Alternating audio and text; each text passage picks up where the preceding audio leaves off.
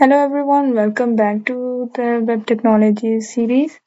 Previous lecture में हमने virtual hosting के बारे में पढ़ा कि वर्चुअल होस्टिंग क्या है, उसकी टाइप्स पढ़ी, वर्चुअल होस्टिंग कैसे काम करता है, उसके एडवांटेजेस और लिमिटेशंस पढ़ी। आज के लेक्चर में हम चंक ट्रांसफर्स के बारे में पढ़ेंगे कि चंक ट्रांसफर्स क्या होते हैं। तो चंक ट्रांसफर इनकोडिंग फीचर है HTTP by 1.1 प्रोटोकॉल का जो कि फैसिलिटेट कर रहा होता है transmission of the data in the segments, जिसको हम चंक्स बोलते हैं। चंक्स चंक्स क्या है कि जो लार्जर डाटा सेट्स होते हैं उनको डिवाइड कर दिया जाए स्मॉलर पार्ट्स, मैनेजेबल पार्ट्स में, ताकि जो एफिशिएंट डाटा ट्रांसफर हो सके without requiring the entire content. Chunk transfer की फंक्शनैलिटी क्या है कि जो अलाउ करे डाटा को डिस्क्रीट चंक्स में rather than as a single continuous stream. अब चंक ट्रांसफर का प्रोसेस क्या है कि ये इंश्योर करवाता है कि जो डाटा सेंड या रिसीव्ड हुआ है वो प्रोग्रेसिवली हुआ है। चंक की डेफिनेशन के बाद अब हमारे पास एग्जांपल है यहाँ पे। For example, when a user accesses a video on a platform like YouTube, the video is loaded in segments, allowing the user to begin viewing the content without waiting for the entire file to download. Next पे आ जाता है chunk size and the content type. अब जो chunk size है और उसके content type क्या है कि जो हर चंक जो ऑक्यूपाइड किया जाता है HTTP हेडर्स के जरिए वो स्पेसिफाई कर रहा होता है उसके साइज और कंटेंट टाइप को। अब जो चंक साइज है वो टिपिकली रिप्रेजेंट किया जाता है हेक्साडेसिमल फॉर्मेट में, जो कि फॉलोड बाय CRLF सीक्वेंस, जो कि इंडिकेट कर रहे होते हैं and of the chunk size declaration को. After the size, the actual data follows. The final chunk, indicated by a size of 0, marks the end of the data transmission.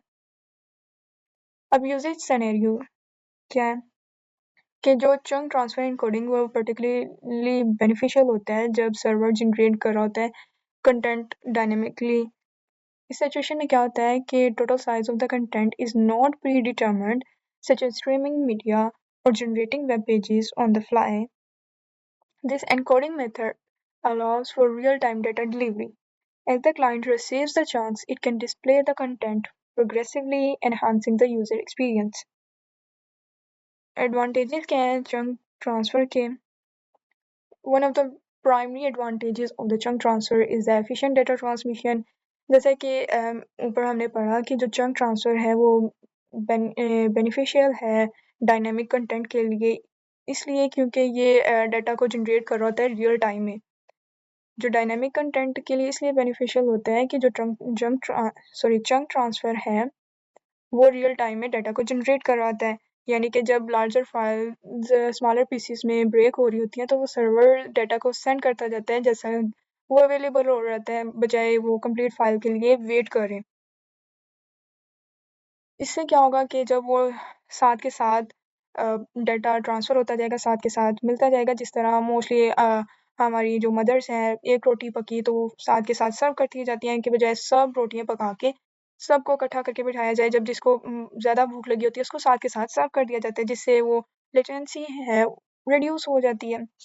इसी तरह chunk transfer भी क्या करता है, reduces the latency, allowing the users to interact with the content more quickly.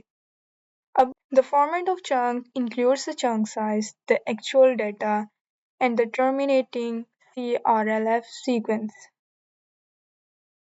For example, अगर जो first chunk है वो 7 bytes का है, जो कि follow by its data and CRLF sequence. CRLF sequence क्या था? Carriage, return and the line feed sequence. अब जिस तरह एग्जाम्पल है हमारे पास 7 bytes, जो उसका फर्स्ट चंक का साइज है वो 7 बाइट्स का है, जो कि डाटा चंक्ड है, और जो सेकंड हमारे पास सेकंड चंक है वो 6 बाइट्स का है and the data is transfer. Third chunk पे जो उसका साइज है वो 7 बाइट्स का है, जहाँ पे डाटा हमारा एनकोडिंग हो रहा है। और लास्ट पे हमारे जो फोर्थ 1 भी कह सकते हैं या रीड चंक भी कह सकते हैं, उसका साइज 0 है। जैसा कि हमने बताया ऊपर कि जो फाइनल चंक होगा वो indicated by a size of 0, जो कि मार्क कर रहा होगा the end of the transmission.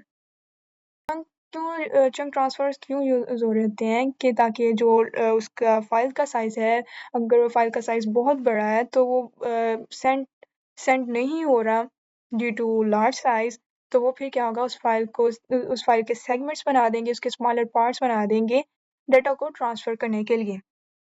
तो ये वाली जो अप्रोच ना कि सिर्फ डायनामिक कंटेंट की डिलीवरी के लिए ऑप्टिमाइज कर रही होती है, बल्कि ये यूजर्स के एक्सपीरियंस को भी इम्प्रूव कर रही होती है।